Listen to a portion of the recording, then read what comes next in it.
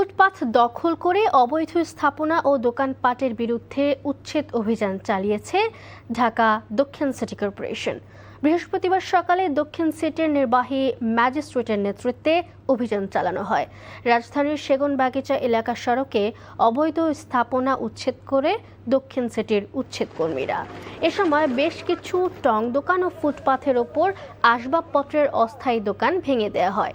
উচ্ছেদ অভিযান নিজে উপস্থিত থেকে পর্যবেক্ষণ করেন ঢাকা দক্ষিণ সিটির প্রশাসক আব্দুস সালাম। তিনি বলেন, গণবিজ্ঞপ্তির মাধ্যমে ফুটপাত থেকে হকারদের সরে যেতে বলা হলেও তারা অবৈধভাবে ফুটপাত দখল করে ব্যবসা চালিয়ে যাচ্ছেন। অবৈধ এসব দোকানের বিরুদ্ধে সামনে আরও কঠোর ব্যবস্থা নেওয়ার কথা জানান তিনি।